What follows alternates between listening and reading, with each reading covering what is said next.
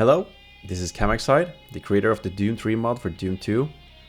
I'll be making some videos where I play through the mod and explain things about it, as well as telling some fun facts along the way. First off, some spoiler alert, I will not be making a full complete video showing all secrets, kills and such, since there is already videos out there doing that. But I will play through the whole mod, showing a lot of the secrets and collectibles, while telling some about the development of Doom 3 and show how things work and the ideas behind some of the design.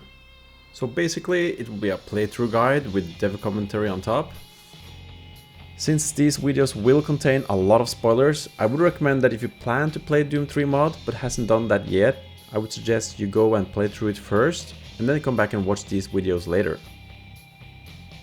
The first thing I want to show is that there is an info tips section on the main menu, which consists of 5 pages of info, which explains the character selection, the new difficulty settings and so on.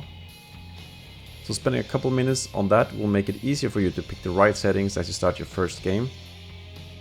This is meant as a spoiler-free introduction / readme, which gets you started, whereas the compendium PDF is meant more as a full guide to Doom 3 that is best read after completing the game. I will be resetting my Doom 3 before I start this video, but I first want to show you something. When you have completed a full playthrough of Doom 3, you will unlock a new game mode as well as the game mode selection screen. So as soon as you have completed at least one playthrough, this menu selection will pop up whenever you start a new game. There are different game modes to unlock in the game, and they are unlocked in different ways. As soon as a new one is unlocked, it will appear on the game mode selection screen when you start a new game. I will reset my Doom 3 because I have already unlocked everything. And since I want to show the game the way it will play for you the first time, I will reset my settings. I do not recommend resetting your own settings, as this will delete your progress, your unlocks, and every setting you have for Doom 3. So big warning there. So the first screen that you get is a character screen, where you can choose which player you want to play as. For gameplay, the main and only real difference between the playable characters is their starting health, and on the right hand side you can see their name as well as their health. Doom Guy has 100 health, and as you go down the list you get more and more health all the way up to Doom Slayer. And then you have Doom Gal, which also starts at 100 health, the same as Doom Guy. From there it goes down, so it gets more and more difficult the further down the list you go. And on the bottom you have the character Sissy Guy, which has 200 health, as well as starting with pink armor. This is a character that has gone the most work into making actually, but this is a secret character and I recommend playing him only if you want an easy as possible game mode to play. My usual recommendation for a first playthrough on Doom 3 is to play as William or the Doom Slayer. That will give you a good health boost. And the reason is basically that Doom 3 is harder in general than Doom and Doom 2. But for this playthrough I'm going to go with Doom Gal. The next you get is a chapter selection screen. You choose which episode you want to play. The two main chapters is No Rest for the Living, which is like chapter 1, and then Back to Mars, which is chapter 2. And then you have the prologue, which is basically just tying together the ending of Doom 2 and then brings you into the story of Doom 3. I will choose to start with the prologue, and then you have the difficulty screen. Now for Doom 3 I have changed things up quite a bit for the difficulty. You have a lot of names here or difficulties that you are familiar with, but the way difficulty is done in Doom 3 is quite different. So you see on your right hand side you have a coefficient, a number, 1.00. That means that the monsters are dealing basically 100% of their normal damage. If you go down to bring them on, the damage from the monsters will be 10% higher. And then as you go up on the list, they will deal less damage to you. Equally, on the easier levels, they will also have less health, the monsters, and there will be tougher monsters on the higher difficulties. Apart from that, you also notice on the 4 upper difficulties, you have the picture of a weapon on the right hand side. All difficulties with a picture of a weapon on the side has more weapons on them. So say you get the super shotgun earlier in your playthrough, you get all the good weapons earlier in these 4 modes. And you see on the top 3 modes, there is shotgun shells, 1, 2, and 4 shotgun shells. Each shotgun shell means that you get 25% more ammo for every ammo pickup in the game. So the higher you go on the list, the more ammo you get per pickup. And the same is with the plus. The first aid or medkit icon also shows that you're getting 25, 50, and 100% more health per pickup. So that's just to make it a lot easier if you prefer to. I have chosen I'm Too Young to Die to be the default difficulty for the mod. And that's because the mod is harder and has more different things you can choose in order to set your final difficulty level. So if you're brand new and you haven't played the mod before, I recommend you start on something like I'm Too Young to Die. And if you notice after map 3 that, you know, this was too easy for me, then you can go and start a new game at a higher difficulty. But it seems a lot of people, at least, they're like, okay, I'm used to always going ultra violence, so I'm going to go with that. And then they're in for the surprise that it's a bit harder than they're used to ultra violence being, because the damage output of the monsters is 25% higher, and they also have more health. For this playthrough, I'm going to go with Bring 'em On. The reason is that I prefer to have the game mode where you do not get more weapons. In this game mode, the monster health is still 100%, but the damage output from the monsters is 10% higher. So for me, this is a good starting point. And then you get to the PDA save point menu. This menu, or PDA save points in general, is checkpoints that you find on the map. You will see this small tablet on the ground and you can pick it up. As you touch it, the game will auto-save, and that will be your checkpoint. So if you die, you can return to that point. This is just for those who like to have a system like this in the game instead of manually saving. So if you're on a level and you run with normal save points, then maybe you will only have to backtrack like half an hour, right? If you die, instead of having to start the level all over again.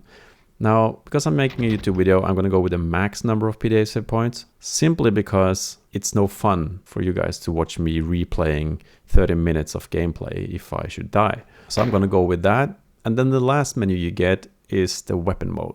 So you can choose to have the standard Doom weapon mode, or you can have reloadable weapons. In reloadable weapon mode, the pistol, the shotgun, as well as the M79 grenade launcher, they will all be reloadable. The pistol has a magazine of 10 bullets, and when you run out of them, you have to reload. I'm going to run this for this playthrough in order to show what it's like. So here you are in the first level. As most probably will recognize, this is the final room of Doom 2. This is the icon of Sin, and this is just after you have defeated him. Blown up the brain. The only difference here is that there's a big crack in the wall, which leads into a cave. And you'll see that this is the remains of Romero's head. As you go down the cave, you will get into a hellscape. So you will recognize that, okay, behind the icon of Sin is hell itself. And here you'll find the first pickup. So this is a cyber doll. You don't really pick them up, but you destroy them by attacking them. And it says Cyberdoll smashed 1 of 13. And you also see that on the left hand side of the HUD you have your mugshot. There is now a white C, and that shows that you have gotten the Cyberdoll for this level. So every single level in the Doom 3 mod has one Cyberdoll, one Doomguy plushie, and 2 drawings. So that is the C, the P, and the 2 Ds on the right hand side. And because there's 13 levels, well, there's also 13 of each of them, except for 26 drawings, because there's 2 on each level. You will see that I also have the stats on each side above the HUD. So you can see that I now have C there, 1 of 13 to keep track. As we keep going up, through the level. We're going to a second area of open space. As you can see here, we're down on the sky texture. You see that there's a hellscape. And as we go further up here, you'll see that we don't go far, but suddenly we are out in open, normal space. And the idea is that the hell is a different dimension. It's not actually underground. It's basically like this cave is a portal to a different dimension. So the spaces are not overlapping. They're just completely different altogether. Now, if you jump over here, you will find the first drawing. And as you pick it up, you see that now one of these on the right-hand side is also lit white. We hope you've enjoyed this journey through sounds. And then as we continue through the cave, we get into a cellar or a basement.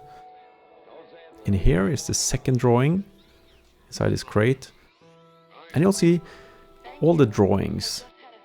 They are hand drawings that I have done before I made the CAD drawings. So when I do level design, I come up with the ideas and I make a lot of hand sketches. I draw down the ideas that I have. I plan out the level design, and then I make the digital CAD drawings afterwards. So you will notice that this room right here is the upper part of this. You see the staircase, you see the box that I'm in, and you see the crack in the wall leading up into the cave. So it's this part right here. And if you look now on the lower right hand side next to armor, there is one D that is not lit yet, and as you press use to pick this up, you'll see that it lights up. So that's how you pick up the drawings. This door on the left hand side here, if you press it, it says come back at a later time. The secret here is basically when you have played through the entire thing, when you have finished one playthrough and you unlock the New Game Plus, you can start that, come back here, and then you will be able to go through that door. And here finally, in the last room, you have like a ritual circle with a Doom Guy plushie in the middle, and you can press use to pick him up, and that will be the last collectible of this level. So that's the end of this level. You will see that I like to have an exit sign next to whatever triggers the exit of the level. This way you can just look down and you can see, okay, do I have the C, the P and the 2 Ds? And you can also, if you have enabled the stats like I have now, you can look on the left hand side and see, okay, is kills, items and secrets, are they green? Have I found everything? And then you can check if you want to exit the level or if you want to backtrack and try to find the rest. I brought back the intermission screens from Doom 1, where each episode is shown as a map displaying all the levels of that chapter, with blood splatter showing which maps you've completed and arrows showing where you're going next. So we just completed the Hell level and exited from the house with a blood splatter, and now we're headed down the hill to the next level, which is Commander HQ. Before each level, you will get a short storyline update telling you what's going on and why you're headed to the next location. And this one says, finally back from Hell. You head straight down the hill towards HQ. As you enter the headquarters, something seems not quite right. You head for the lobby to announce your return. That's it for the first video. See you in the next one.